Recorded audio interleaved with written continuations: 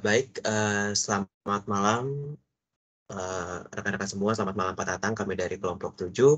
Saya, Julius Edward, serta Pak Heri Priyo akan memaparkan terkait tentang review yang akan kami bahas yang berjudul tentang Modeling the New Product Development Process, the Value of a Product Development Process Model Approach as a Means for Business Survival in the 21st Century, yang ditulis oleh Jonathan D. Owens dari University of Salford. Yang kita bisa lihat papernya di link berikut, ada www.researchgate.net. Baik, saya lanjut. Nah, untuk sebelum masuk ke lebih dalamnya, saya akan memaparkan terkait tentang abstraknya. Jadi, keberhasilan dalam New Product Development atau disingkat NPD dapat dianggap sebagai tujuan umum bagi setiap perusahaan yang ingin bertahan, khususnya di abad 21. Dari hal tersebut ditemukan bahwa ada positive effect dari adanya blueprint serta roadmaps pada NPD proses. Paper ini lebih banyak membahas proses NPD yang dapat membantu perusahaan untuk mengcapture apa saja yang dilakukan, serta mengikuti structure development route. Dengan demikian menuai potensi serta manfaat yang secara nyata. Fokus paper ini pada organisasi yang sedang mempertimbangkan meningkatkan repeatability serta sustainability pada kemampuan inovatif perusahaan mereka. Tujuannya untuk membawa pemahaman tentang karakteristik yang mendasari yang dapat berkontribusi hasil serta potensial dalam pengembangan proses NDP tersebut. Baik, akan saya lanjut. Jadi, sebelumnya, apa sih itu, new product? Jadi new product itu banyak definisinya dari berbagai sumber, jadi saya akan merangkumnya menjadi satu. Jadi new product sendiri yaitu produk yang sebelumnya tidak pernah diproduksi oleh perusahaan. Kemudian, poin 2 ada the new product development process. Jadi potensi inovasi dianggap sebagai perpaduan dari antara user needs serta teknologi opportunities untuk pemenuhan kebutuhan tersebut. Jadi inovasi sendiri sering digunakan secara pergantian dengan frasa yang lain, tapi sesuai dengan yang dibahas bahwa inovasi adalah istilah yang selalu digunakan oleh orang-orang penelitian dan desain. Nah, untuk poin 3, klasifikasi dari new product. Nah, untuk klasifikasinya terdapat ada 5, ada new to the company, artinya bahwa produk tersebut baru bagi perusahaan, tapi bukan baru bagi market. Yang kedua ada addition to existing product lines. Nah, jadi ada items baru perusahaan sesuai dengan yang ada di produksi perusahaan. Yang ketiga ada improvement in revision to existing products, yaitu mengganti produk yang sudah ada. Yang keempat ada repositioning, menargetkan produk lama pada segmentasi pasar yang baru, serta yang terakhir ada cost reduction, yaitu produk baru yang didesain untuk menggantikan produk yang sudah ada.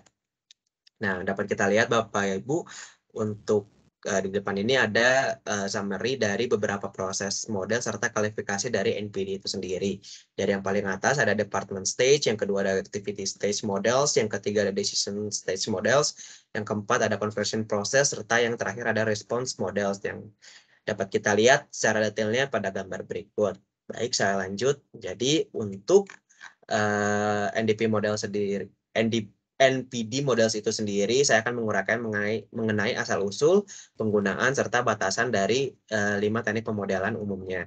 Salah satunya ada stage gate models, yang kedua ada multiple convergence process, yang ketiga ada product and cycle time excellence, yang keempat ada total design, dan yang kelima ada third generation NPD process. Nah, saya akan menjelaskan terkait dengan the stage gate NPD process. Jadi the stage gate model ini mengambil prosesnya sebagai rangkaian alternatif tahapan kegiatan yang diikuti oleh gerbang keputusan. Nah, dapat dilihat pada gambar berikut, gerbang keputusan mengizinkan atau mencegah aktivitas tergantung apakah memenuhi kriteria atau tidak. Jadi pada setiap stage-nya itu, proyeknya dapat dihentikan, disuspend, atau bahkan ditolak untuk pengerjaannya ulang, atau bahkan diperbaiki lagi sampai akhirnya bisa melewati gate tersebut. Nah, lanjut, yang kedua ada multiple convergence model. Jadi ada beberapa peneliti menemukan bahwa adanya permasalahan pada model yang pertama tadi, yaitu the stage gate model, atau model yang mirip-mirip dengan model tersebut gitu. Jadi dibentuklah ada the multiple convergence model. Jadi tujuannya itu secara langsung dan eksplisit yaitu mengintegrasikan antara people serta proses dan mengatasi kekurangan NPD proses models yang lainnya. Jadi keuntungannya sendiri saya rangkum ada 3. Yang pertama yaitu untuk mengakomodasi iterasi, yang kedua memungkinkan komunikasi serta evaluasi berulang dalam kelompok fungsional, yang ketiga yaitu framework dapat mengakomodasi pihak ketiga.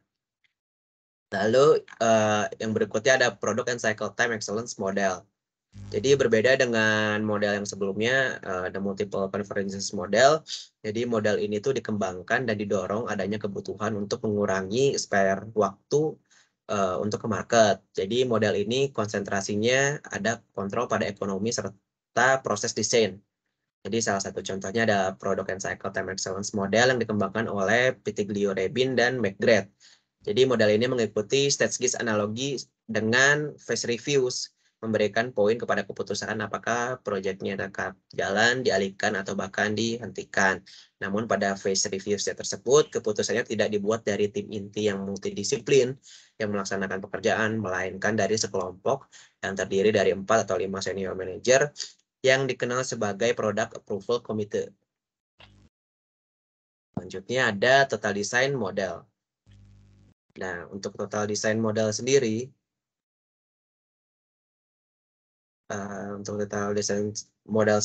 jadi model ini tuh membahas berkisar pada pemecahan proses menjadi bagian-bagian yang dapat dikelola dengan melihat proses pengembangan sebagai serangkaian masalah yang harus dipecahkan.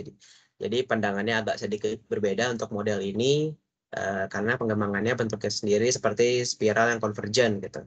Nah, spiralnya sendiri pergerakannya mulai dari awal tuh dari formulation stage yang kemudian bergerak ke sebelah kanan melalui namanya stage evolution, kemudian ada proses transfer di dalamnya, yaitu ke dalam transfer stage, dan terakhir ada di reaction stage. Selanjutnya akan dijelaskan oleh Pak Heri. Oke, terima kasih Mas Julius. Untuk total design activity model sendiri bisa dilihat di gambar di mana total design activity model ini cukup lebih komprehensif ya dan menjadi long term strategi di suatu perusahaan karena meliputi dari perencanaan dan organisasi perusahaan itu sendiri.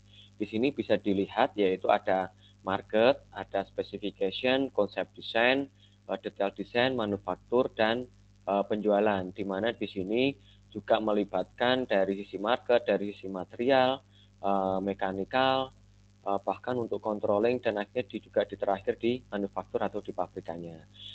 Dari sistem total design activity model ini memang diperlukan tenaga ahli dan berpengalaman agar setiap proses dapat terkomunikasikan dengan baik agar kepuasan pelanggan dapat tercapai. Lanjut, Mas. Selanjutnya di sini yaitu NPD dengan menggunakan requirement capture process model, di mana di sini akan melihat dari sisi internal dan eksternal apa sih kebutuhan dari pelanggan itu sendiri.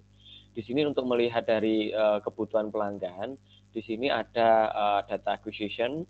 Data acquisition di sini adalah perbedaan persepsi baik dari sisi internal perusahaan dan eksternal. Di sini adalah pengguna atau pelanggan, di mana dengan data yang sama atau dengan produk yang sama. Apa sih perbedaannya antara di sisi internal dan eksternal? Persepsinya apakah ada perbedaan di sini? Dari persepsi yang berbeda itu akhirnya ditransformasikan atau data transformation akhirnya akan mendapatkan apa yang diperlukan untuk mencapai kepuasan pelanggan tersebut. Di sini adalah requirement customer atau customer requirement. Dari customer requirement tersebut akhirnya disepakatilah persyaratan-persyaratan apa yang menjadi nanti di launchingnya produk baru tersebut. Dengan persyaratan tersebut diharapkan produk baru tersebut akan memenuhi kepuasan pengguna atau pelanggan. Selanjutnya, Mas Julius. Yang selanjutnya yaitu NPD dengan menggunakan third generation new product process, di mana di sini setiap fungsi pengembangan produk sendiri dilakukan oleh setiap state, yaitu state 1, state 2, state 3, dan state 4. Di mana state 1 ini adalah preliminary atau investigation, di mana bisa meliputi konsep. Terus yang state 2 adalah business case atau market. Yang ketiga adalah state 3 adalah development. Di sini setiap state ini akan bergerak fungsinya masing-masing. Tetapi untuk menjembatani setiap state ini biar berkomunikasi dengan baik, maka diperlukan aplikasi khusus agar komunikasi tiap state ini bisa terjalin dengan baik. Dengan aplikasi perangkat lunak tersebut, akhirnya untuk pengembangan produk baru tersebut bisa lebih cair, tidak hanya terpaku pada satu state, dan lebih fokus dan lebih fleksibel, sehingga produk baru tersebut sesuai dengan kebutuhan pelanggan. Lanjut, Mas. Dari 5 NPD tadi, maka dapat dilakukan pendekatan ya untuk pengembangan produk baru itu, yaitu yang pertama identifikasi kebutuhan, yang selanjutnya adalah evaluasi kebutuhan, yang selanjutnya adalah klarifikasi, yang selanjutnya adalah spesifikasi, dan akhirnya adalah updating. Maksud di sini adalah mengidentifikasi apa sih kebutuhan pelanggan tersebut, terus akhirnya mengevaluasi dari kebutuhan pelanggan, akhirnya mengklarifikasi persyaratan-persyaratan tadi yang diperlukan oleh pelanggan. Dari persyaratan tersebut akhirnya diperolehlah spesifikasi apa yang akan di-launching dengan produk baru. Dengan spesifikasi tersebut akhirnya lahirlah produk baru yang sudah terupdate, atau di sini adalah updating new produk tadi. Selanjutnya, Mas, dari mereview paper tadi didapatkan empat kesimpulan utama. Yang pertama yaitu riset kebutuhan pelanggan saat ini hanya berdasarkan dari data pemasaran dan riset pasar. Yang kedua yaitu tidak ada pemodelan NPD yang dirancang khusus untuk memenuhi kebutuhan pelanggan. Selanjutnya, yang ketiga, perusahaan yang paling sukses yaitu perusahaan yang menguasai pasar melalui riset pasar.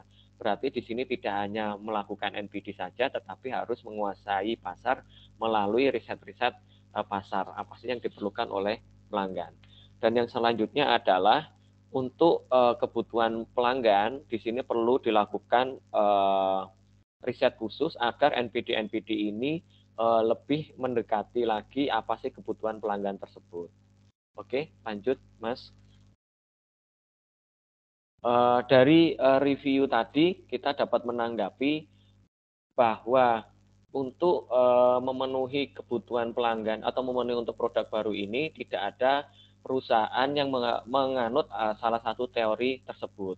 Yang di sini yaitu terkadang perusahaan-perusahaan saat ini tetap mengeluarkan produk baru tersebut, walaupun sebetulnya produk baru tersebut hanya melaunching fitur-fitur yang sedikit lebih maju dari teknologi sebelumnya.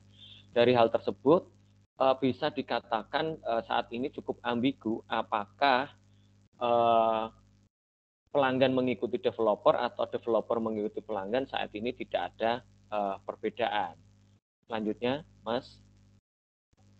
Maka untuk melaunching produk baru, new product development, kita memberikan saran. Yang pertama yaitu perusahaan tetap menerapkan new product development, tetapi harus tetap mengutamakan aspek kepuasan pelanggan. Yang selanjutnya yaitu tidak ada NPD secara khusus